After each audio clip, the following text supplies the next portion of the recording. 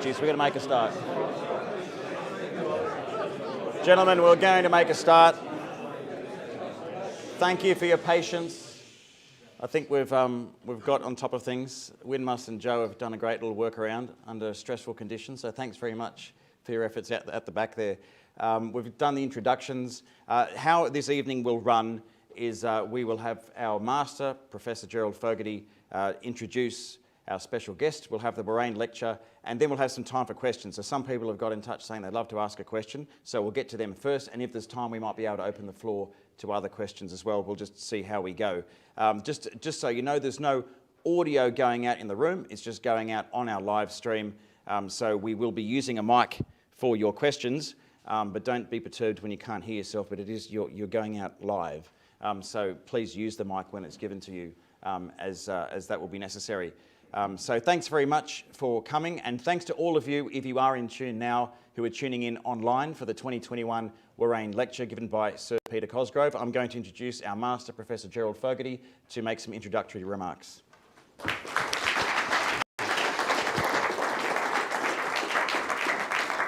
Thank you so much. So welcome to the Warrane Lecture for 2021. This is our peak public event on the Warrane calendar each year.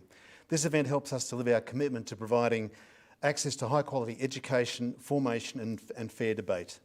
This lecture is also part of celebrating our 50th anniversary year of Warrane College this year. So thank you all for attending, especially to Sir Peter, whom I'm about to introduce in a moment. We acknowledge the traditional owners of the country on which we meet today, the Gadigal people of the Eora Nation. We also pay our respects to those other cultures that have contributed to the environment of Warrane. Implicit in paying these respects is that we ultimately acknowledge our Father God, from whom all these good things come. We are grateful that he has enriched us to participate in making Warrane what it is today, and for the benefits we've all received from that association. I would like now to comment on the progress of the college over the years. The college had a challenging start amongst the turbulent student life of the 70s.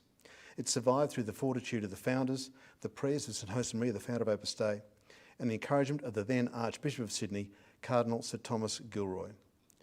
Norman Thomas Gilroy. The college is now thriving. The Warrane has benefited from the increasing prestige of UNSW. The family roots of the college have helped. Today, 1/3 of our residents, many of whom are here, have had a family member who was a former resident of the college. Staff stability has also helped. For example, there have always been 4 masters. We have one here, Tony Shannon, as well. Our unique Warrane traditions have become successful, including amongst many, the coffee club, the Wednesday night guests, the work camps, and our open door policy. Our environment is conducive to study. Achieving an average of 75% over all one's core subjects, that is a distinction average, earns the award of the Warrane College Scholar. 55% of our residents achieve this, compared with the university average of 11%, a difference of 500%. The Inter-College Sports Shield has also been going for almost 50 years.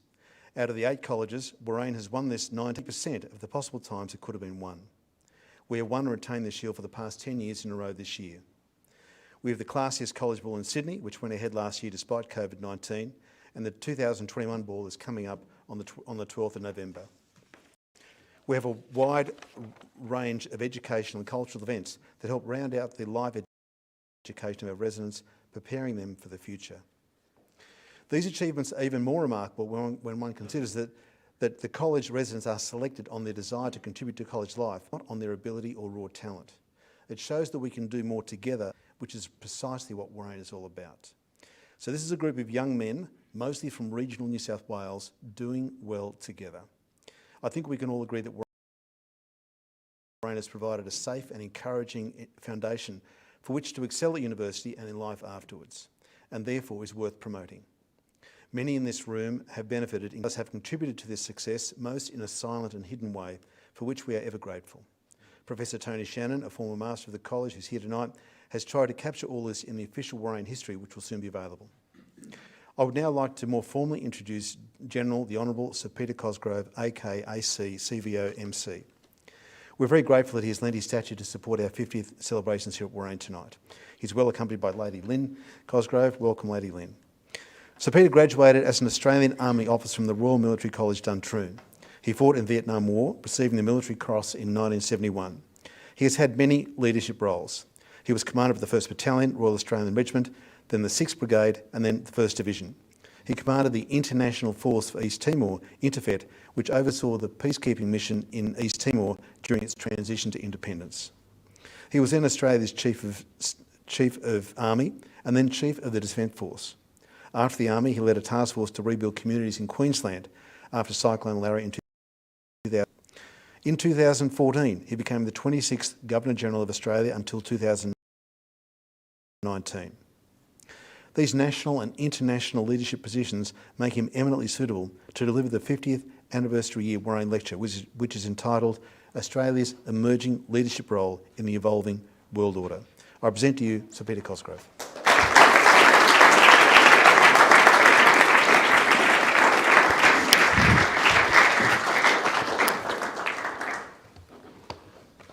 Well, thank you. This means I'm actually a hologram. I'm not really here. Acknowledging, of course, the Master, Professor Gerald Fogarty, and Professor Tony Shannon, the Chair of the Warrane College Council.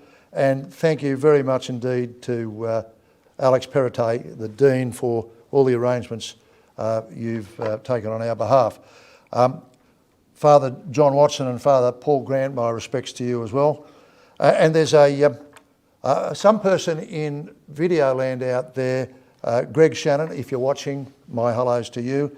And of course there's one of the most eminent of Sydney's Catholic laity here, Mr. Jim Dominks, a friend of long-standing, just in our presence here tonight. Australia's emerging leadership role in the new world order. That selection of subject was a little off-putting to me, even intimidating. Just considering it, the words that pop in your mind are hubris, manifest destiny, going back into the dark ages of the 30s and 40s, Lebensraum, even further back, the new Roman Empire, the New World Order. After some time considering it during lockdown, I confess that I thought like a demagogue, contemplating whether the organisers for this function ought to seek a very large arena like that indoor place out at Homebush, 8,000 people capacity. I imagine you all, 8,000 of you sitting there. I then wondered whether the lectern on the stage would be high enough above the masses in the audience so I could actually peer down at you, and whether I should effect an elaborate uniform for the harangue. Well, I dismissed all those. But shuffling forward from that particular totalitarian period that I've reflected on, I wondered how many pauses for prolonged acclamation I should insert into my prepared remarks. That one didn't work. Okay. Do better. Of course, in even more contemporary circumstances, I'm ready at the end to throw colourful baseball caps into the crowd with letters standing for Make Australia Great Again. You're going to love them. A little less flippancy. Let's enjoy the challenge. Let's share the intellectual journey for the next 35 minutes or so. Before we look into the future, let's consider the world order. New, old, enduring. After that, I'll turn briefly to the concept of leadership and layer that on to Australia's past as a recognised international entity. After that, we can leap to conclusions which no doubt will be at the core of our collective interests. The New World Order. I found it somewhat of a challenge contemplating this term because while we may have invented the phrase in modern times, say in the last century or so, there is no doubt that in so many ancient eras, societies contemplating their future had similar perspectives. The Phoenicians, the Carthaginians, the Greeks, the Romans, the Church, the various European empires, the dynasties. The list is extensive right up until our times. Germany in the mid-30s onwards and Russia after 1945 probably thought they had the recipe and the energy to guide and create a new world order. And I might suppose that we might venture that for the last 70 or so years, we've been living under Pax Americana. Still, I for one am prepared to accept that what was somewhat comprehensible and even comfortable in the world of my youth and most of my adulthood has evolved in both remarkable and often alarming ways. This may sound a little odd, given that so much of my earlier, more than 70 years, was marred by regional wars, the overarching Cold War, the shroud of nuclear weapons, the phenomenon of globally expressed terrorism. So what are the ingredients of this new world order? The first that I would mention is the onset and penetration of the information age. This global phenomenon has pervaded virtually every community on Earth, excepting possibly a few residual, primitive and isolated communities. It is in most places around the world a never-ending waterfall of information and influence. Secondly, as a major contributor to whatever we describe as a world order would have to be climate change. And for those now sitting forward on their seats here and at home, I'm not about to remark one way or the other about the empirical extent of its impact.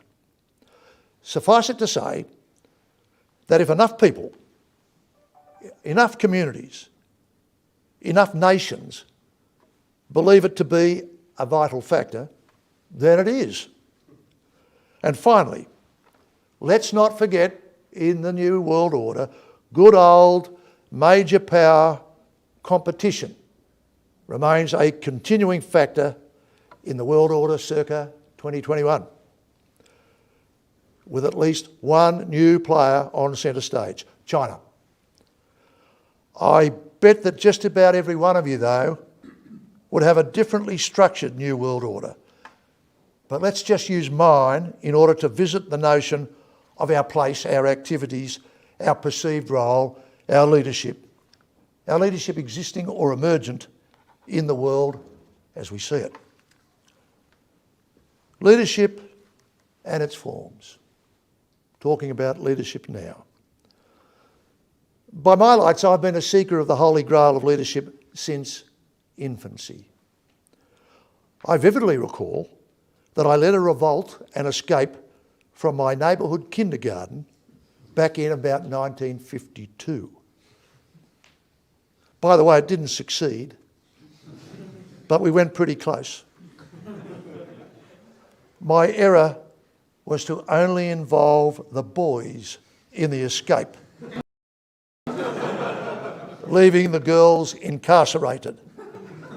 And they dobbed us into the carers who set off in hot pursuit, catching us a few hundred metres down the road. Leadership lesson number one. Good leadership embraces all the team, body marginalised. My later life in the military gave me the privilege of leading men and women in demanding circumstances, sometimes very hazardous circumstances, in ever-increasing numbers. It was in the latter years of my working life that I was exposed to the fundamental needs and exquisite nuances of leadership at the national level. This leadership often translates to the leadership perceptions of a nation at large. But let me hasten to add that this does not mean that, say, the Prime Minister and perhaps just a few of his senior ministers or her senior ministers will embody the leadership regard in which a nation is held. They might reflect it, they don't make it. I'll illustrate this point in a moment or two. It's quite tricky looking to describe or codify the modalities of leadership by a nation to other nations or communities. But here goes. Simply, by example or deed. That would be Leadership 101, the first expression of leadership. By proclamation or encouragement. Things we say we'll do, things we... And finally, by coercion. First and the last and worst form of leadership. Australia's history, including the history of our leadership or otherwise, from the late 1800s until the present time. The Boer War, a bunch of wars being cataclysms that overtake our men and women. The Boer War, we were followers. We were members of empire. We went in a spirit of jingoism. An inkling anxiety was here about the presumption of the mother country occurred during that several years when we were involved in the Boer War. There's a famous case that some of you will have heard of where a small number of Australians led by a man called Breaker Morant were executed for war crimes. It wasn't so much that they were innocent or guilty, that the mother country presumed to try them and enforce an execution. That gave us that first element of disquiet in a nation which at that stage was only just an independent nation. Let's travel forward a decade and a half, World War I. Again, we were followers. Again, empire. Again, jingoism. Australia will be there, was the slogan. Now, the Governor-General of the day, Viscount Ronald Crawford Munro Ferguson, good name, British noble, he conveyed from the colonial office in the UK the telegram message from Britain to Australia to say, we've gone to war with Germany, you're at war as well. We were told, please convey this declaration of war to the government. Ronald Ferguson, the Governor-General, made the announcement. He couldn't get the government. They were campaigning in country Victoria. So the first man to hear of it was actually the leader of the opposition, Andrew Fisher. And he famously declared, before the Prime Minister of the day even heard of it, that should the worst happen, after everything has been done that honour will permit, Australians will stand beside the mother country to help and defend her to our last man and our last shilling. So that's followership. There's not a lot of leadership involved in that. It's interesting to reflect that this national followership turned into an example of leadership through the deeds of our men and later our men and women. To some degree, this leadership, both on the battlefield and back in the homes and hearths of Australia, of the Australian people, was both of the most noble and the most awful kind, resting as it did on the bones of the dead, the broken bodies and minds of the maimed, and the broken hearts of their loved ones back in this small nation. It may have sprung from shallow motions of kinship and jingoism, but its sad magnificence made a place for Australia on the world stage and gave us a sense of self-regard that underpins our national character to this day. At the Paris Peace Conference in 1919, our Prime Minister of the day, William Morris Hughes, a feisty man to say the least, who had visited the soldiers, our soldiers, on the Western Front battlefield during the war. He had a suspicion of Woodrow Wilson, President of the United States, whose nation was late to the war, and wasn't shy about voicing that. Perhaps the best way to illustrate the self-regard that Hughes represented at the peace conference was like this. At the Paris Peace Conference, Hughes, our man, clashed with the President of the United States of America, Woodrow Wilson.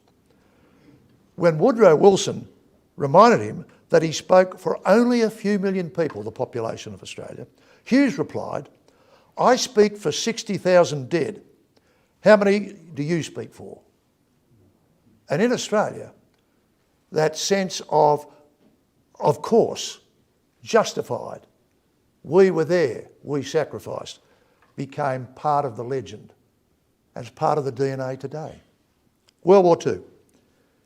It was a fearful and less naive Australia that on the 3rd of September in 1939 heard the Prime Minister Bob Menzies announce the state of war in Europe and Australia's consequential joining Britain in that war. Again, followership.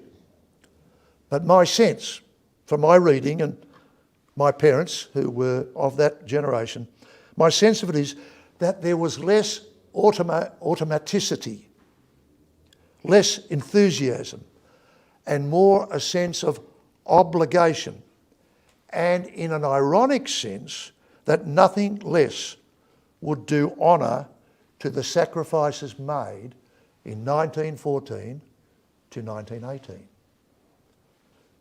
You might say, hoist on our own petard, victims of our own self-regard. I want you all to ponder this point as we go forward in this journey of review. The notion of having created an image precious to our self-regard and our perceived reputation, that has perpetuated a strong theme of our present and likely future behaviour. Another legacy of World War II was a visceral and profound realisation that our geopolitical future, our geostrategic future, one the politics, the other one is security, lay not at the end of a lengthening and weakening umbilical cord from us to the mother country, Mother England, but that future lay eternally in our region, in the Indo-Pacific. We could have sat out the war in Greater Europe and in the Middle East, but war came to us, most threateningly so, in the Indo-Pacific. After World War II, along came the United Nations, and we were enthusiastic indeed, fervent supporters and participants in its growth and activities. Perhaps this, in addition to our high military reputation, helped that cherished notion of ours that we punch above our weight. For those of you who visit Australia rather than have lived here for all your lives, you'll hear this nauseatingly often. We punch above our weight. Cynic, I hear you hooting. Be not afeard. I believe that we do. But I suppose my point is that we prize that image and we expect to embrace the leadership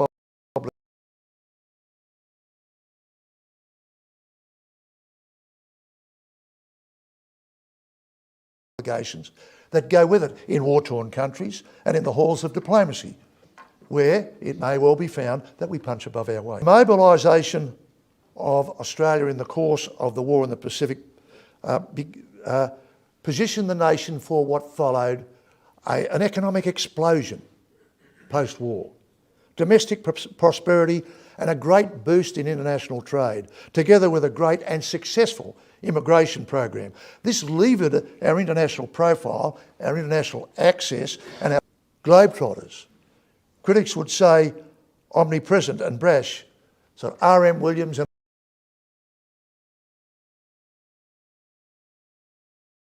a shiny suit appearing in a boardroom near you in Bonn, London, Paris. We loved it. We still do. It's my thesis that this self-confidence is again a treasure and sometimes a problem. Treaties. Treaties form part of our experience. Nations often define leaders, shape them, educate them, indelibly frame their characters and characteristics. For example, for those old enough to remember, Bob Hawke was quintessentially Australian. He was one of our esteemed Prime Ministers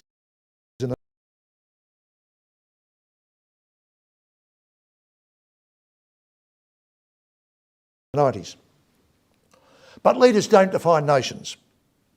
A leader in that person's behaviour and decisions may colour our view of a nation on occasion or over time. For example, our perception of Hitler and the Nazi Party coloured our view of Nazi Germany. But leaders can construe and express the profound feelings up to Woodrow Wilson. Billy Hughes would be lucky to be taller than this. And there is imagery of him at the peace conference, not saying those eternal words, but being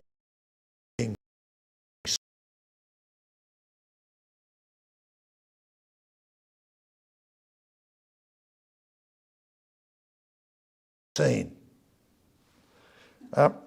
Now, in our own more recent times, John Curtin, Prime Minister of Australia during World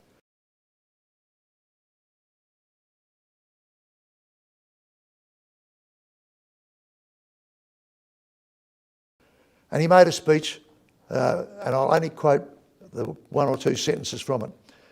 He said in 1942, when he turned to the United States, of any pangs as to our traditional links or kinship with the United Kingdom.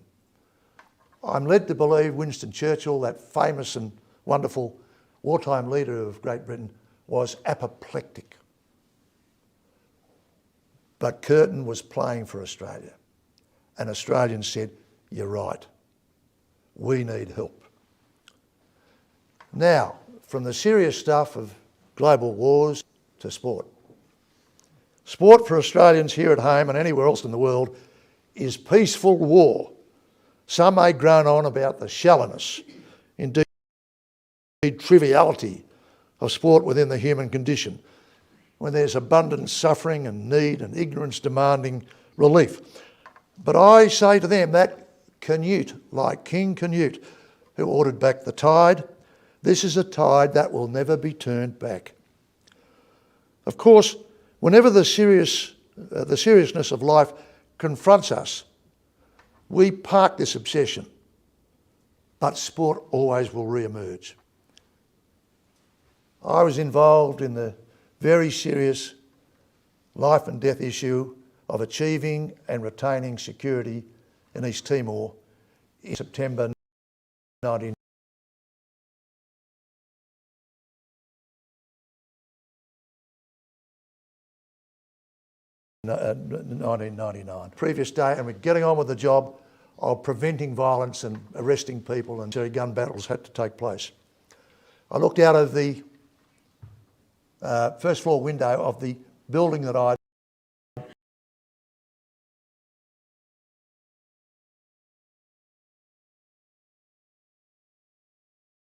grabbed as my headquarters, which was the burnt out public library. So it was wrecked, but we needed a structure where we could radios and things, and it didn't look like we were adopting a palace. I'm looking out the window, I'm looking over a back alley, and I see in the back alley, I hear kids laugh, kids this high, and there's a great big man with them, and I see his uniform, he's an Australian soldier, he's a sergeant. He's got his rifle strapped to his back, but he has it not in his hands. Why? Because he's playing cricket, he's teaching them cricket in the back alley. He's got a fence paling and a tennis ball with tape wrapped around it, and he's teaching them. They didn't speak English, he didn't speak any Tetum.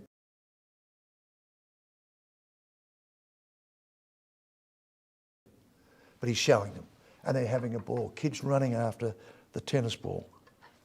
And yeah, I suppose one part of me thought, why isn't he working? Why isn't he doing? And then I thought, a return to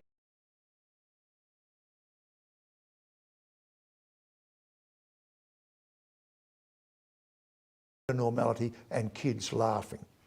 Carry on, Sergeant. We prize the focus that embarrasses us when it's one of our own who's been caught cheating. In my view, there is no non sequitur in what I'm telling you now, in these remarks, vis-a-vis our subject tonight.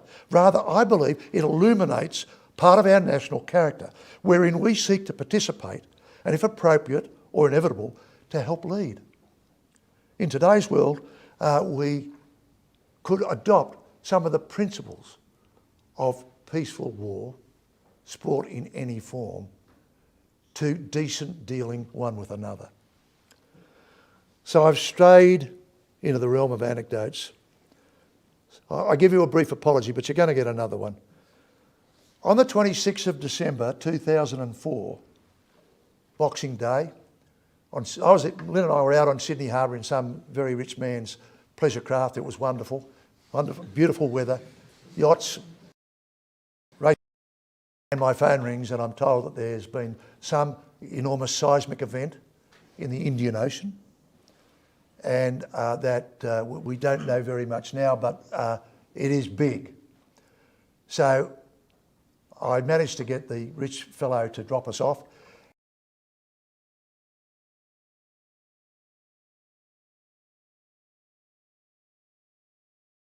And made further inquiries and then moved immediately to Canberra. That was the Asian tsunami in 2004, and in the blink, a few blinks of the eye, giant tidal waves came ashore on the littorals framing the Indian Ocean. And in those blinks of an eye, over 100,000 people were killed in Sumatra alone. Obviously Sri Lanka copped it, the other Pacific Islands, Thailand, any state that bordered the Indian Ocean got some of the wave. One knew that the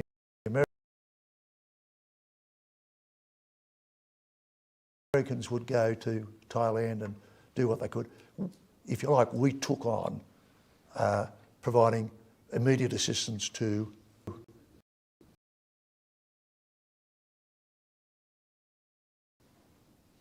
wonder about the loss of life in Sumatra. Why? No messages were coming out. Why? I will tell you.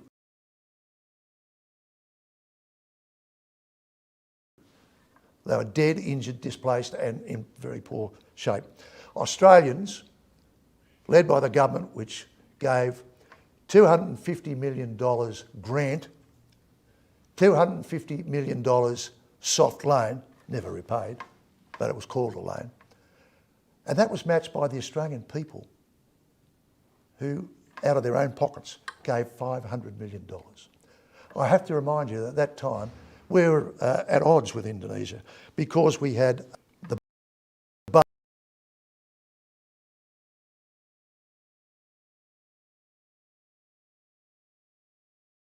Bali Nine, these were young issues meant that we were offside with them. Australians didn't give a hoot about that, nor did our government. They just gave the money. That's leadership. That's generosity. I was very, very proud of my country at that time. So many of our preoccupations in these last 20 years or so have underscored the reality that I referred to, that we came to our minds in World War II. We are a demographic oddity permanently anchored in the Indo-Pacific. The Indo-Pacific, 50% of the Earth's surface. So that's part of the new and emerging reality, and it creates a thirst for new and possible future responses. When I left the Governor-Generalship in 2019, I was approached by the Australian-American Leadership Dialogue to join its Board of Management here in Australia and to participate in the Dialogue's several annual events. These are like a second track series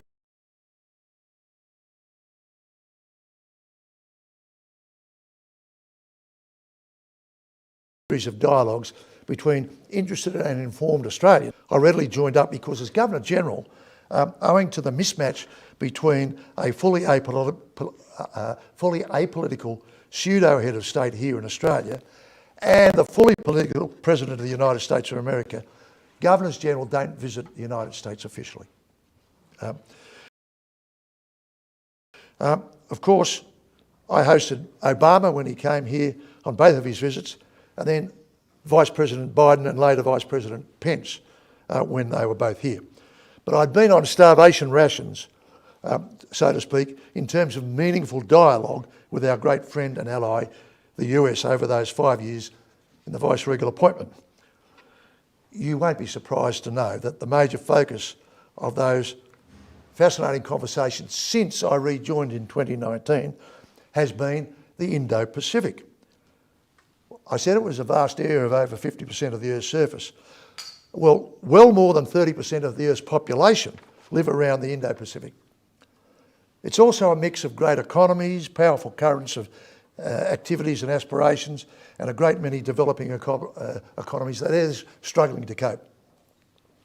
As well as Australia's baseline or endemic relationships and pathways and challenges within the Indo-Pacific, the most serious present anomaly is the concern we have about China, its rhetoric, its economic activity, and its markedly evolved military capability and activity. Add to this its particular stance towards Australia, and you may agree the logic of the recent Australian-American leadership dialogue.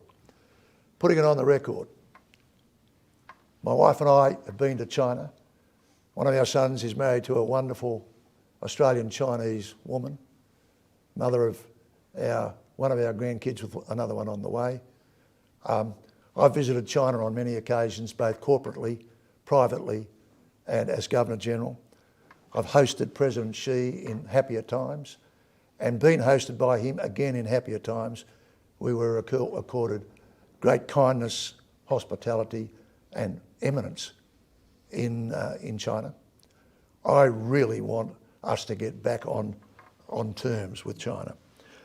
So some of my further remarks will twist and turn the situation to consider to what degree Australia should and or has displayed a leadership role. The challenge was to relate leadership to the new world order. But I think we could strongly argue we're still trying to discover what that new world order is.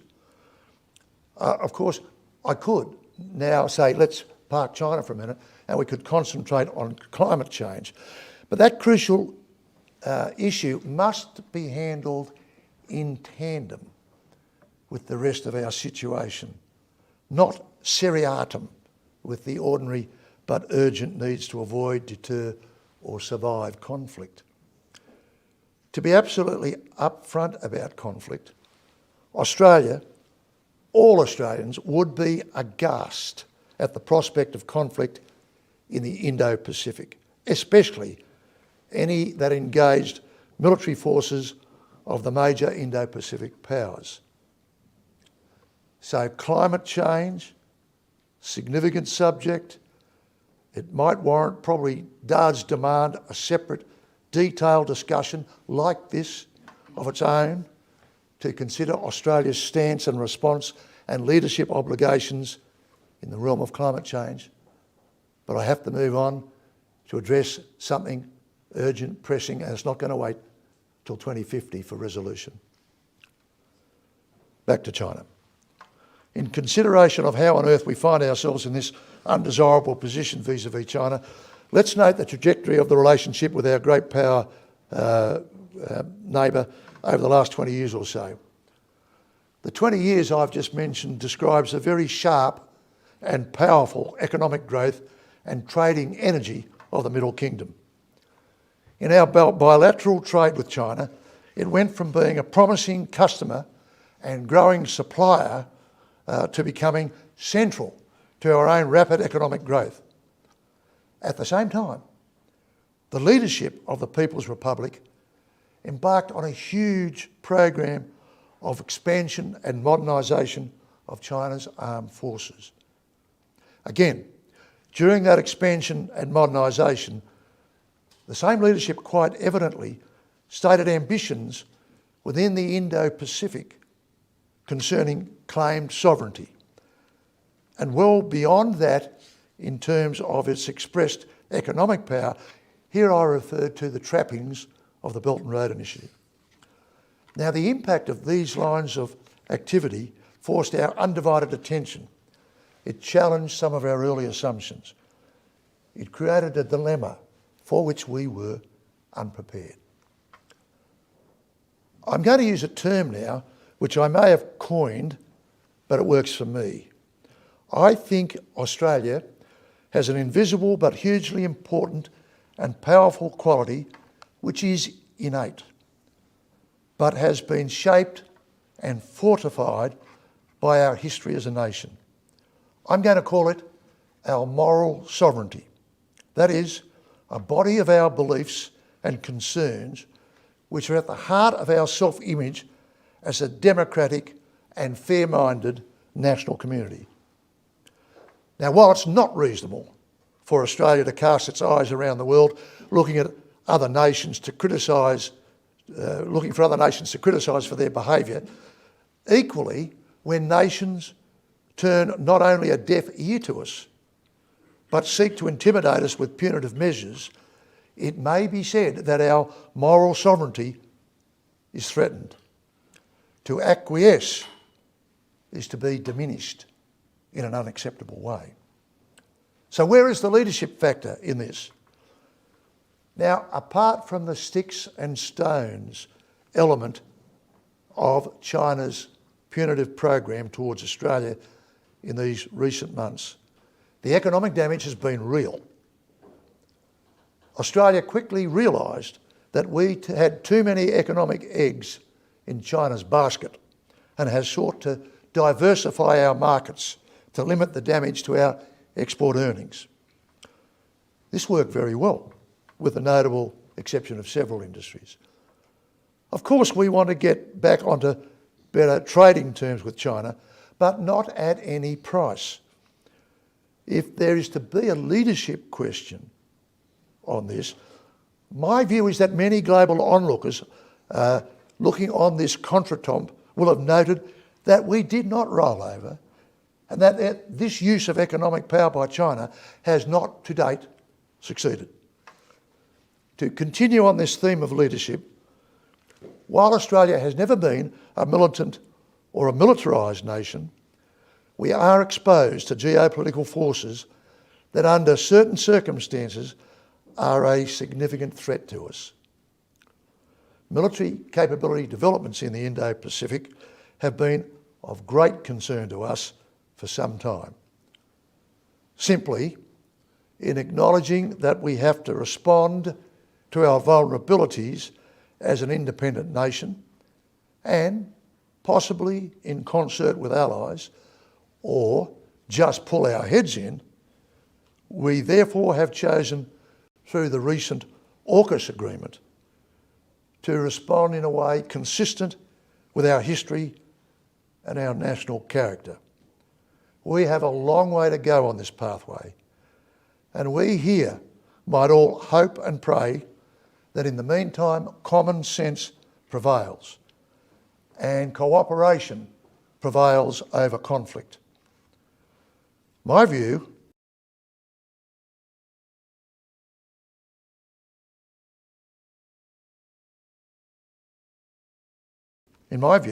our leadership in this stark and tangible way has been widely seen as the sort of response other nations expect of us.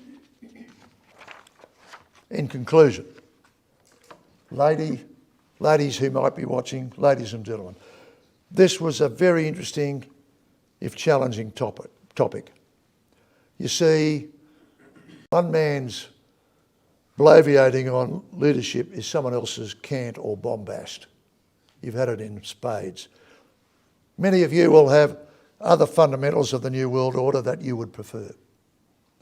Where would we all combine though, where we would all combine, is with a sense of ambitious restlessness that Australia should not sit back and observe, cocooned in self-satisfaction, in affluence and in isolation. But we should be a participant and, if necessary, a leader. One thing is for sure. It's people like you attending tonight's lecture, the people of the Warrane community, people like you who will run the show, who'll be the leaders taking Australia into its future. Good luck to you all. I'm ready for questions.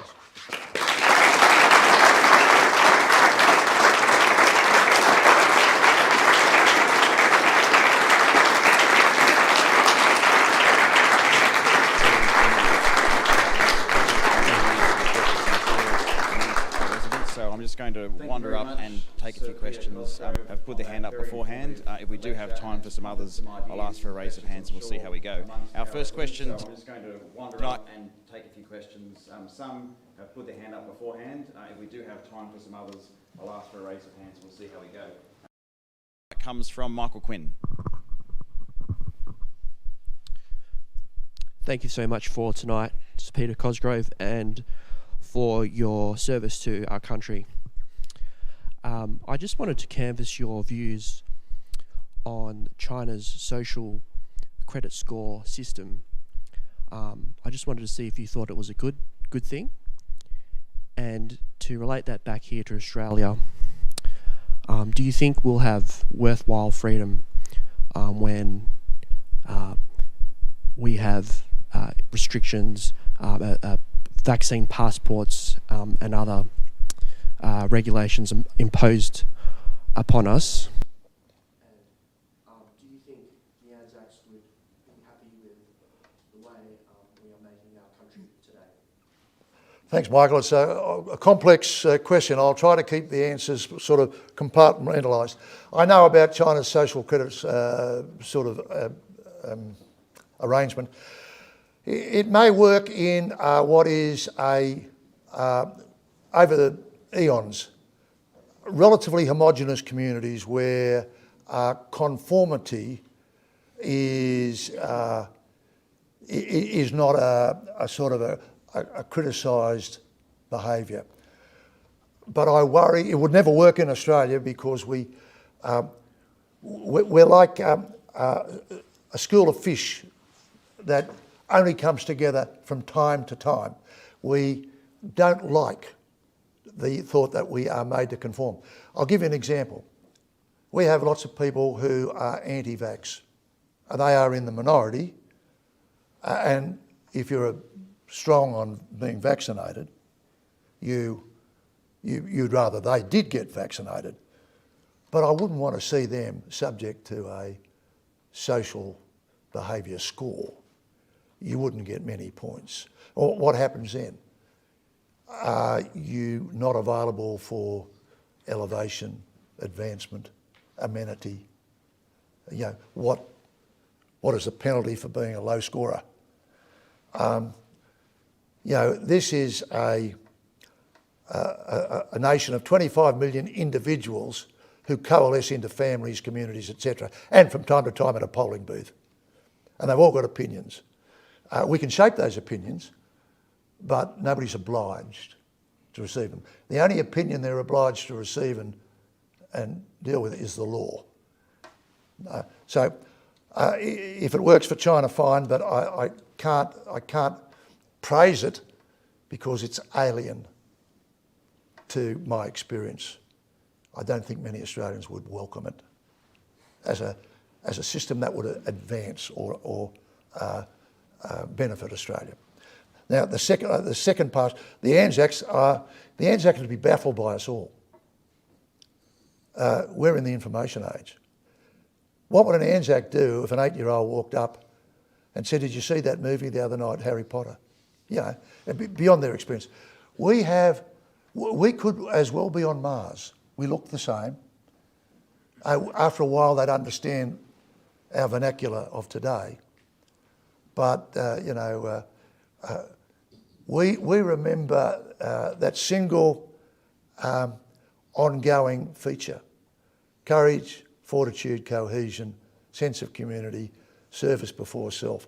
That's eternal, no matter how you practice it in whatever the society is. I think after they'd say we were well intended. Now, what was the middle part of the question, just because it was pretty So just relating back to Australia in terms of the situation currently with vaccine passports, regulations in terms of movement. Just sort of comparing that to my initial question of China's social credit score policy system. I think it's debatable, arguable till the cows come home, but if we want amenity, we've got to satisfy whatever the rules are. And we get our chance at the ballot box if you want to go a different way. But one of the things we surrender in our precious citizenship of Australia is that we have lawmakers we put in charge, and if they come up with laws that rankle and the vast majority of people agree that there is a need, we just go along with it. You're asking a guy who's been conditioned since a teenager. I believe in the sanctity of human life. It's a qualified belief. Why? Because I've been trained to shoot people, right? For all the reasons you can imagine. So I'm a conformist, and I'm an ethical, moral person, but I'm a rule follower, sometimes a rule maker. And I would have no qualms if I was PM, Premier, Health Minister, imposing that on the community if I was fully persuaded. This is the best way. Who's next? The next question comes from Michael He. Thank you for your talk, Peter Cosgrove, and thank you for your service to Australia. My question regards the deterioration of the China-Australian relations in the past few years, which you have mentioned quite a lot. That includes the tariffs and the AUKUS agreement and China's perceived aggression in the South China Sea. So do you expect these relations to improve? Because while we're not likely to go to war, we see that this perhaps is a result of China's increasing power in the world stage.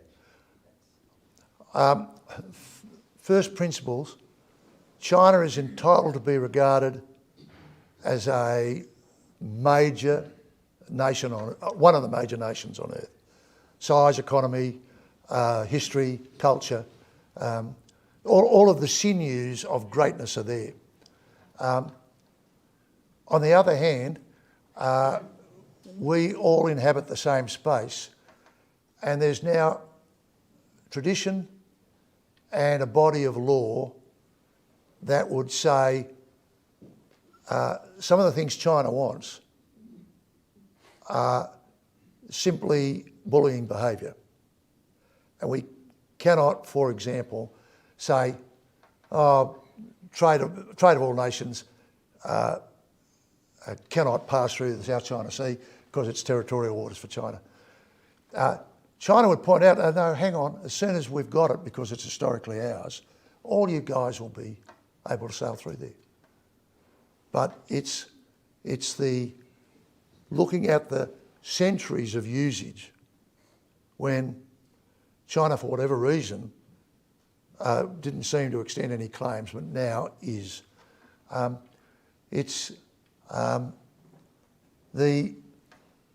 the way it's gone, rather than China saying, well, we'll continue to make the claim, we'll continue to want to get the resources that are available in the South China Sea. It's been doing it in a more subtle way by settling atolls and that sort of thing. But it's this issue now of other navies and even flagged merchant ships are getting into strife for not seeking permissions, you see. That's a flashpoint. So it's a freedom, FON, freedom of navigation is the principle involved. It's activities vis-a-vis India, it's the Taiwan question, it's behaviour which, pressing behind its rhetoric, is of concern. That's the worry. So the leadership in China previously played a long game. And the trading neighbours and friends of China, have been caught by surprise with this. It's not in the last year or so, it's been building for 5 years or so, by what we're seeing. And we want it to be more reasonable. I reckon we'll get back to some level of trading, but first what we have to do is come up with, I'll use the Latin term, modus vivendi, a way of living with with China on these difficult issues. Taiwan, the South China Sea, border issues with India, and a sort of an embrace and interaction rather than competition and confrontation with the other superpower, the United States. Our next question comes from Evan Tan. Hi, thank you for your talk tonight, Sir Peter. And I would like to ask, what are your thoughts about the future relationship between New Zealand and Australia, since the New Zealand is not a part of the AUKUS, and in what experts say is an illustration of the growing distance between the countries, and so on. Some worries this could lead to Australia growing further apart from its traditional regional allies. Oh, thank you, Rob. They're so similar to us, but different in a number of significant ways. We're an open door to the Pacific, but New Zealand is on the front step. They are more sensitively attuned to the South Pacific nations than we are. That's a given. Secondly, they have made a conscious decision over several generations to be at the minimum level of defence. So that meant when an ideological shift came in the government 40 years ago, 30 is a long time, they became estranged from the United States with their decision not to allow nuclear-armed or nuclear-propelled ships into their ports. And that'll apply to us. When we have our nuclear submarines, they won't be doing port calls over there. It's just... thirdly, we have to be enormously sensitive because they are intelligent people with a very rich culture. Some of the smartest business folk in the world were raised in New Zealand, whether they're working there now or moved overseas. So even the hint of condescension or ignoring them is a big mistake. I remember vividly the sacrifices they've made with us in the name of Anzac. On many of our relatively modern excursions, the Kiwis have been with us every inch of the way. Afghanistan, Iraq, Somalia, I'm going to miss out one for sure, East Timor of course, it goes back and back, Vietnam. So all of these excursions, military conflicts, they were there. But they draw the line at what might be called the big muscle movements in the Pacific, in the Indo-Pacific. They just don't have the motivation nor the capability to operate there. AUKUS will take place with them as observers but not participants. They couldn't afford the stuff. There's 5,000 Kiwis. That's less than the population of Sydney. I think 200,000 are here. Anyway, Kiwis in the audience? Kia ora. Kia ora, how are you?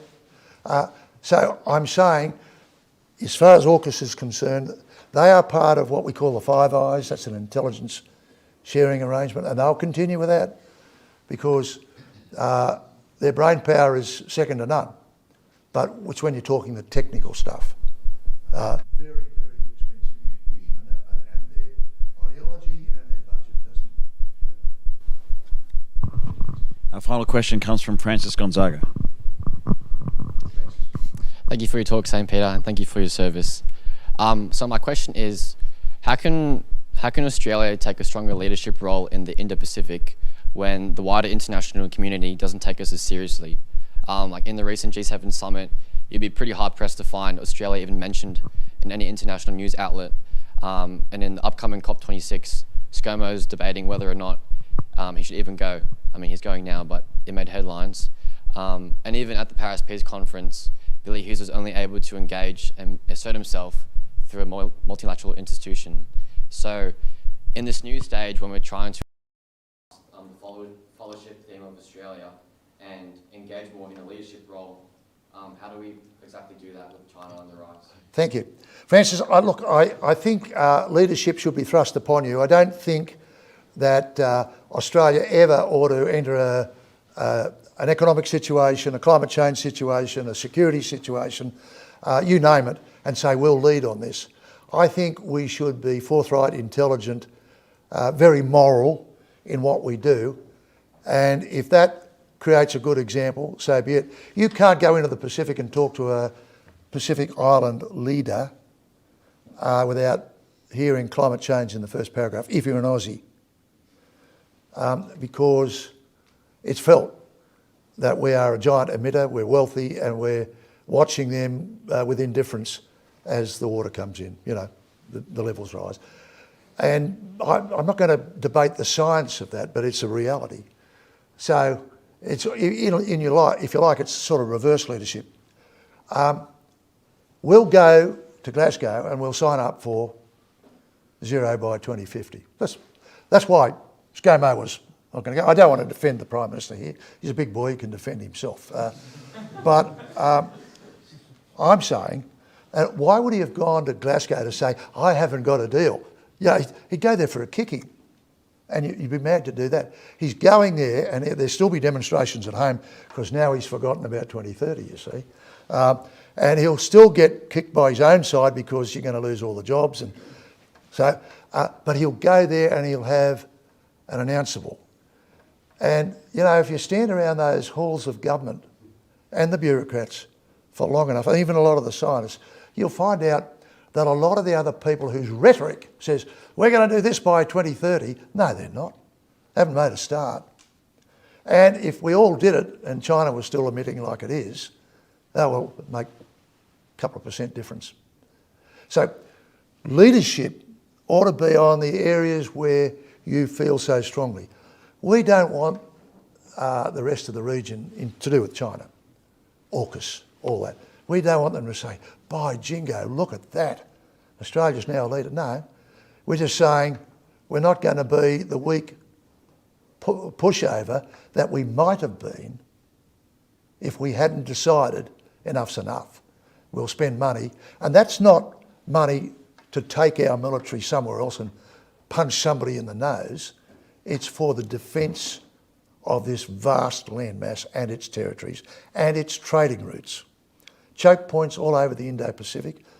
If they're not available to us, we starve. You don't have to invade Australia, just starve us out. Anything going for Australia, boom, won't be allowed, or sunk, or something. So that's our reality. And our leadership is when we say to the other nations, we'll explain AUKUS to you, what our intent is, but it's because we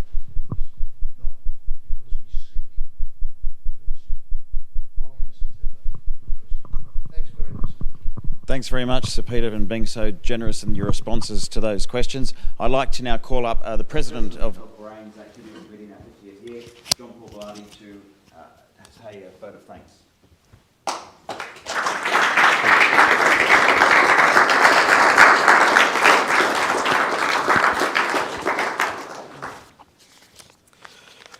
Good evening, Master, Professor Gerald Fogarty, Sir Peter Cosgrove, Lady Cosgrove, the College Council, of course, and gentlemen of Warrane. I'm honoured to have this opportunity to thank Sir Peter for his speech tonight on behalf of Warrane College.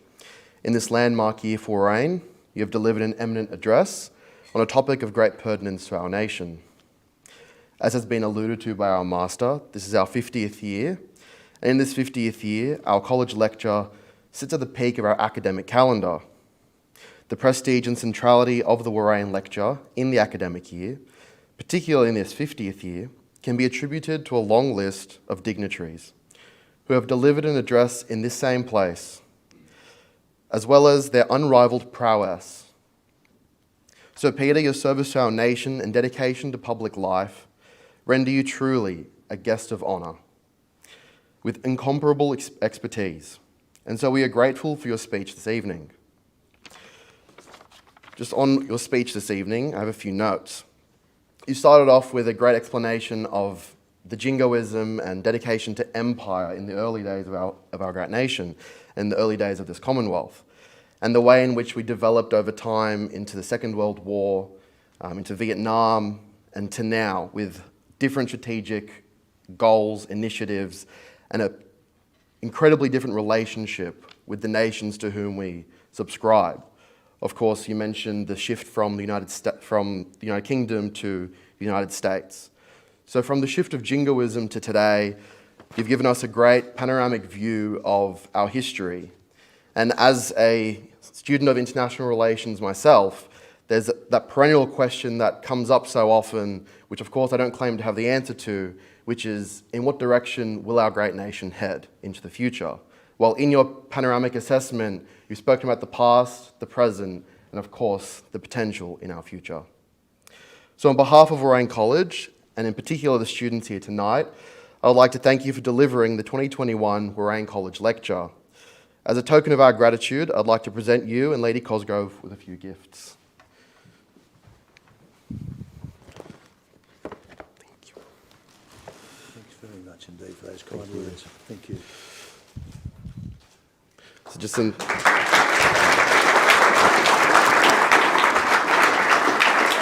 Thank you very much.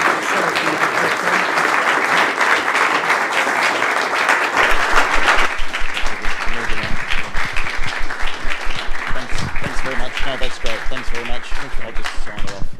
Thanks very much for attending, and thanks to you online, all of you who tuned in to the Warrane Lecture 2021. That concludes the evening. Have a great evening. Thank you.